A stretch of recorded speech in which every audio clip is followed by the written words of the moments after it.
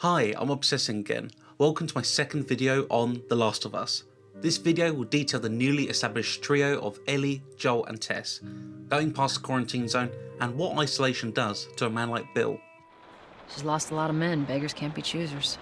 Yeah, let's just hope there's someone alive to pay us. The sight of freedom from the quarantine zone makes Ellie borderline gleeful. Her naivety is brushed off by Joel and Tess as the trio make their way to leave the zone. You can feel how neither Joel nor Tess is thrilled about being entrusted with Ellie. As you descend into the outside, the heavy rain, rubble and debris make for a bleak setup. Though an hour in, we've become accustomed to this. Joel is clubbed around the back of the head by the rear end of a rifle.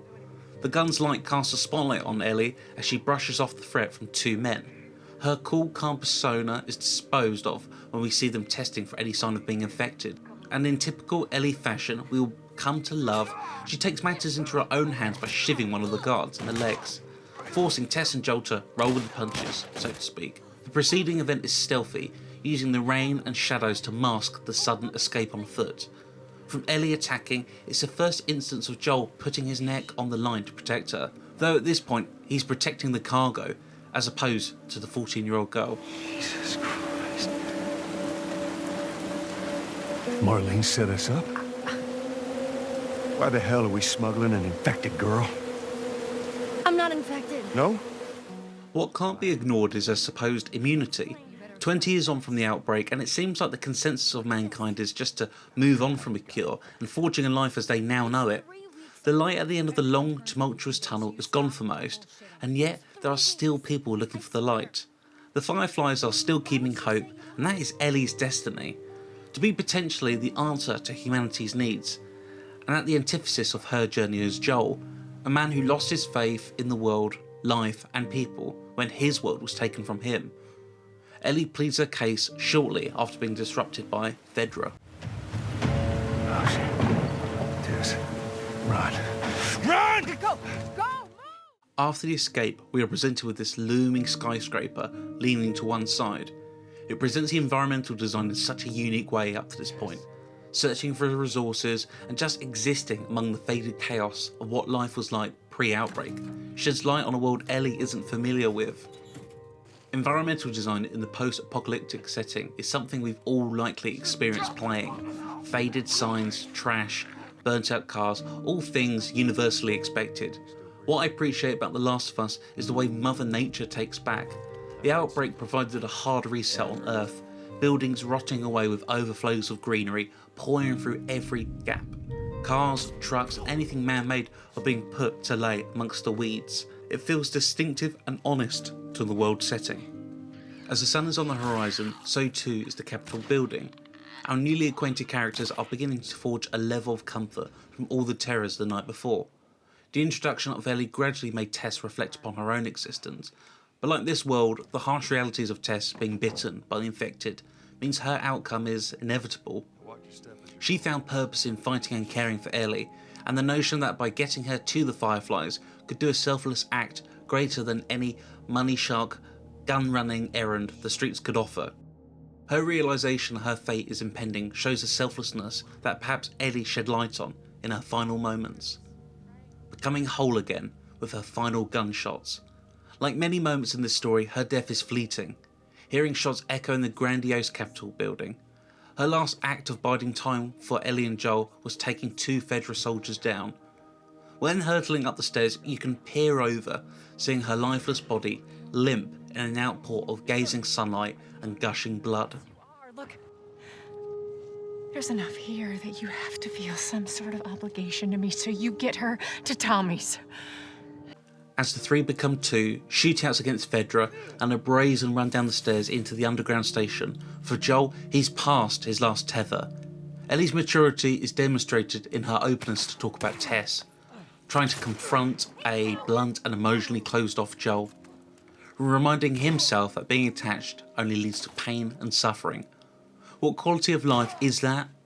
Not a prosperous one, but for Joel, he is just a survivor.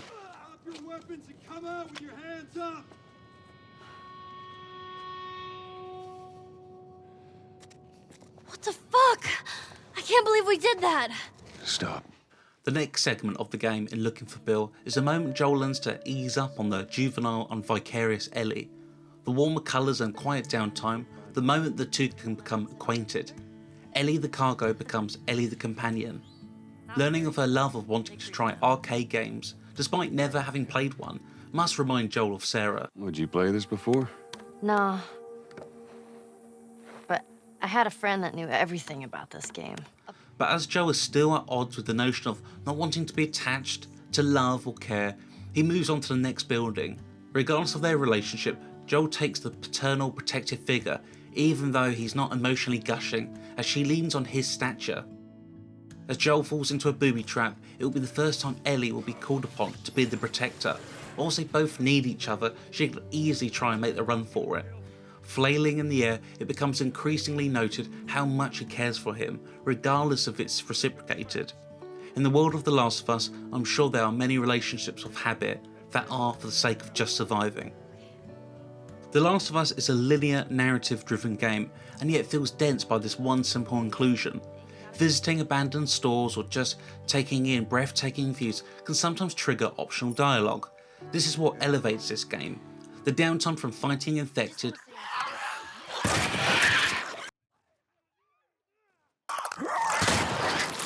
and just reminiscing about what life was like. That girl is so skinny.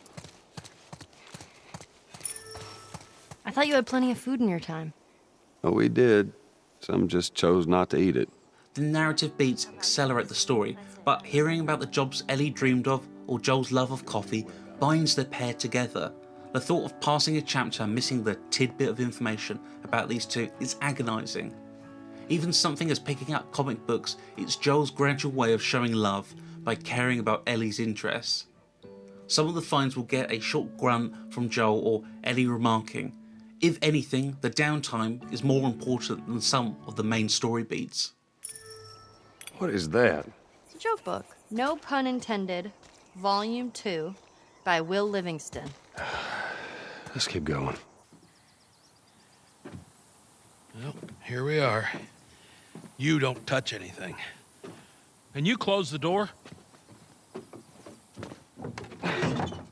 Bill is a pragmatic survivalist who is resistant to everyone, even the ones he knows.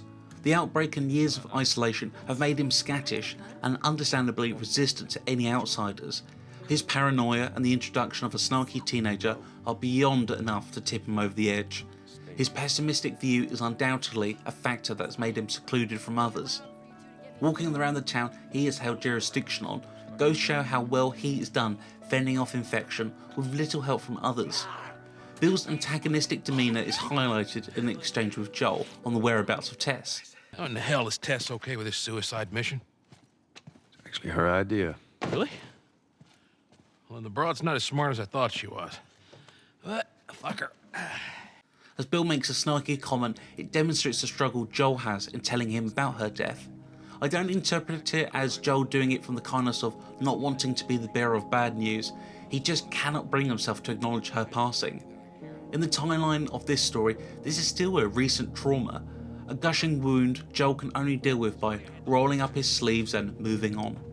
As previously mentioned, Bill is a complicated character.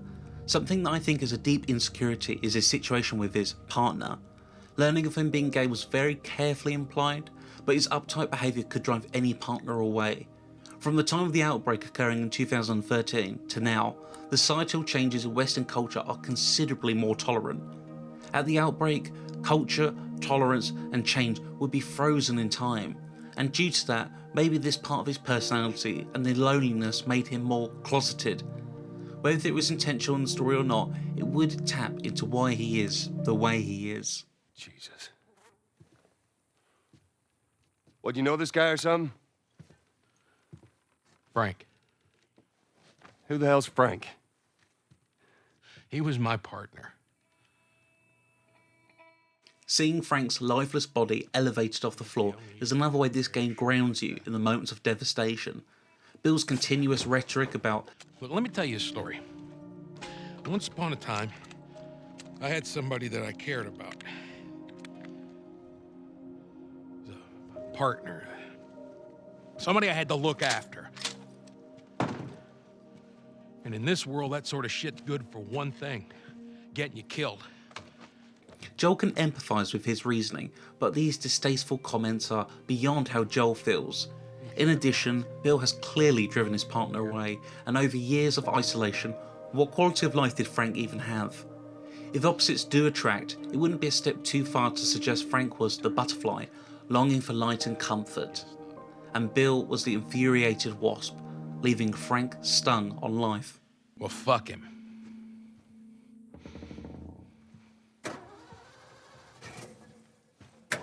As Bill's town is in the rearview mirror, it allows our pair to regroup on their next trek across the states.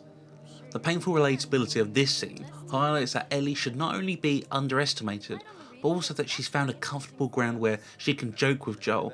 Is this beyond a normal parent-child relationship? Definitely, but this is likely Ellie's first experience of having someone significantly older she can vouch for and trust. Oh, why are these all stuck together?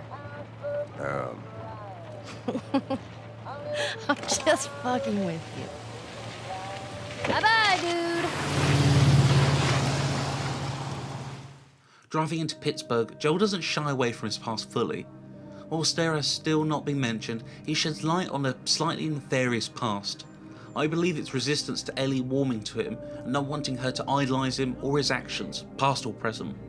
Pittsburgh is a chapter where we see not only the growing connection between Joel and Ellie, but him being able to trust in her.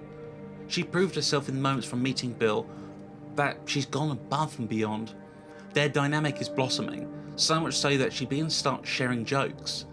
The sweet moments of levity can even bring Joel a slight moment of joy, even if he tries to downplay it himself. In this segment of the two being derailed, you can begin to feel a sense of panic, mainly because we as an audience have grown and warmed to them. Every encounter raises the stakes, as does our emotional investment in the two of them.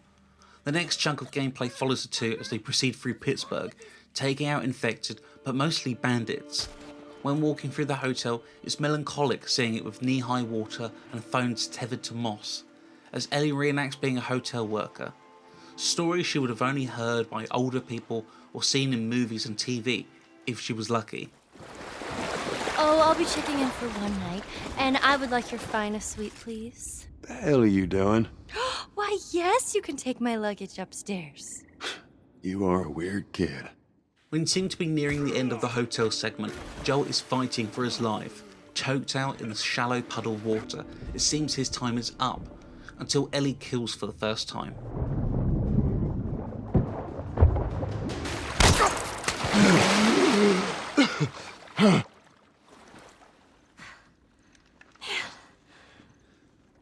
I shot the hell out of that guy, huh? Yeah, you sure did. Throughout their journey, Ellie has proven to be capable, despite Joel being the diligent protector. I think it comes from genuinely not wanting her to be included in the savagery of murder and violence. For all that has eroded from his character, it's something up until this point he's been consistent with. No relationship, friendship or companionship will always be consistently good or build at a steady pace. Joel's paternal affection towards Ellie is held back by his resistance to change and acknowledgement that his little girl can hold her own in this cruel world. As the two are boxed in, he hands Ellie a rifle. This is a gesture of respect that Joel couldn't explicitly bring himself to say. His only comment was, And just so we're clear about back there,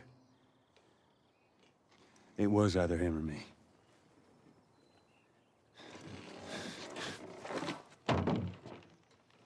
You're welcome. while she provides support from above, it's another test in their relationship in relying on one another. A situation that Joel does not feel overly comfortable with. This place has been out for a good stretch. They ain't kids no more. Meaning they're either hunters trying to kill us, or they're dead. Or they got away. But you don't believe that. I believe in getting out of this city. Come on. Thank you for letting me obsess again.